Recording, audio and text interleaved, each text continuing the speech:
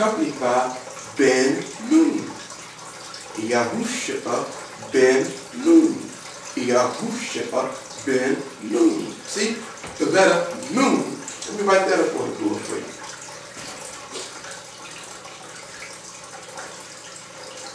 See, the pictograph or the proto-Sinaitic of the Nun, okay, looks like a sperm. Okay? See, this was before the invention of the microscope that they wrote this letter this way. Did you find that interesting? I remember reading something. I'm going off on a tangent for a moment. Something that an atheist put up. And what this atheist put up, there was a YouTube presentation. I can't remember the title, so you can run a reference on it. But one of the things that this atheist said, he said that if you can provide proof of something that the Bible mentions or teaches that was later discovered by science, that he would believe the Bible. So here's one exhibit. When they wrote the ancient letter Nun, they wrote it like this, and it looks like a spermatozoa. Okay? Way before man could actually see what a sperm looked like. But now, we can verify this Nun, as we've come to find out, is the seed. So think about that. Think about the fact that you had 22 letters of the alphabet. One of the letters of the alphabet is the Nun. And the ancient representation of this is a seed.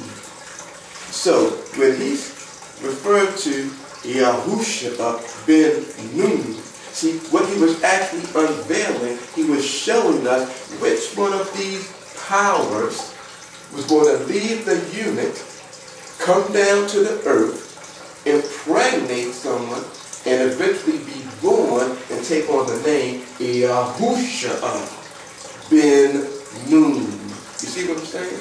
Well, not so much what I'm saying, you see what the word is saying. So let's move on. Let's go to Matthew chapter 1 and verse 18. Now the birth of Yahushua Mashiach was on this wise.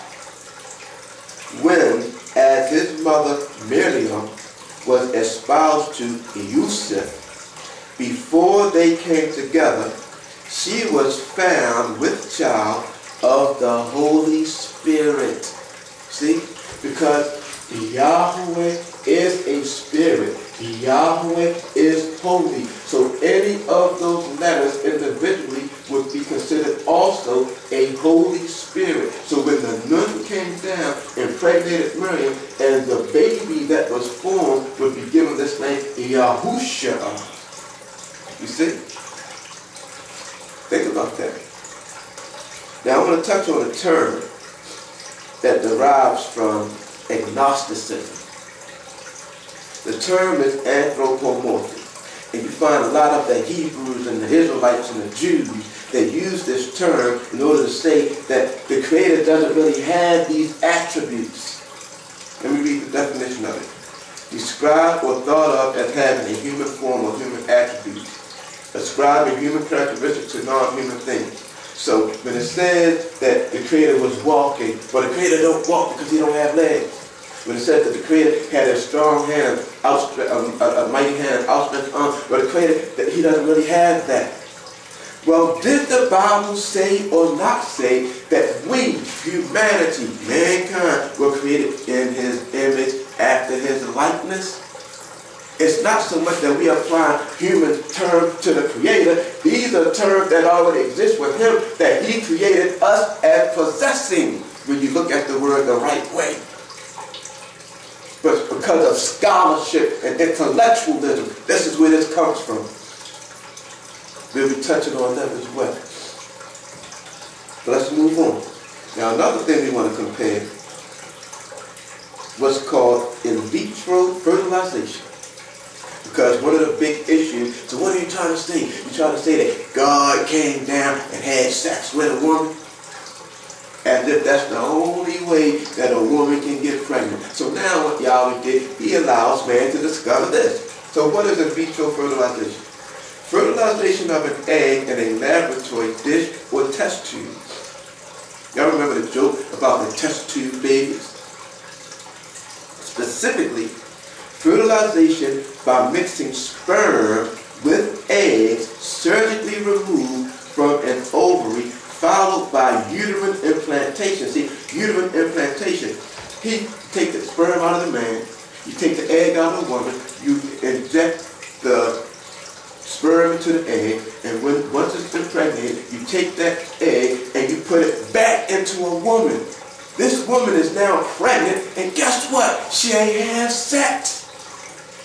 So you telling me that humanity can come to understand how to do that, but when the Creator said He did it, no, He can't do it, and there's no reason for Him to do that, but you do it. Is anything too hard for Yahweh? Man only discovers. Knowledge, wisdom, understanding always existed with the Creator. We are just coming to learn these things. So let's move on. So that's one part. So let's move on to Matthew chapter 3 and beginning at verse 16. Because we need to see something there. It says, and Yahushua, when he was immersed or baptized, went up straightway out of the water, and lo, the heavens were opened unto him, and he saw the Spirit of Elohim descending like a dove. When you get a chance, look up that Hebrew word for dove. We run a reference on that Hebrew word for dove. You're going to find something very interesting. And he saw that Spirit of Elohim descending like a dove and lighting upon him. And lo, a voice from heaven saying, this is my beloved Son, in whom I am well pleased. Okay? Of course, he didn't say it in English. He said it in Hebrew. That's the language of the heavens. Now, what we want to interject this for, because you already had Yahushua, who came to be because this particular entity impregnated Miriam, and now he's brought forth.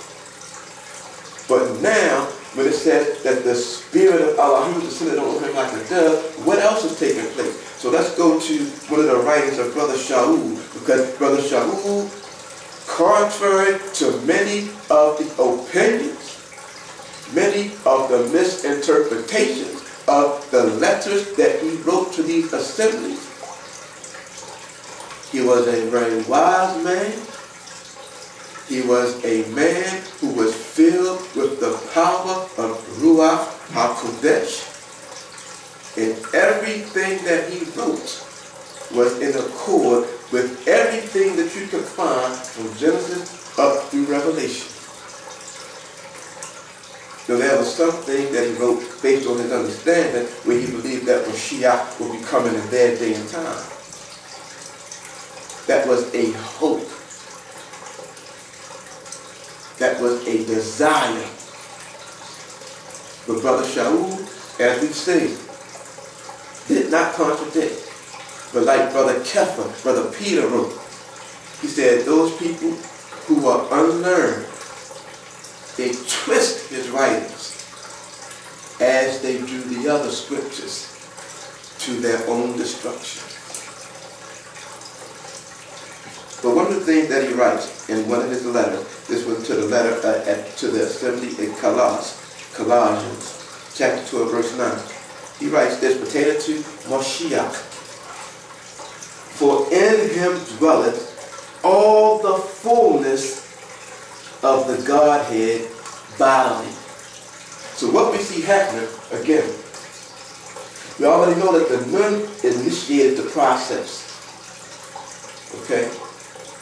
But now, the other entities, the other 22 or 21 powers descended on him like a dove. So now you have walking on earth Yahweh Elohim in the flesh, but now being called Yahuwah.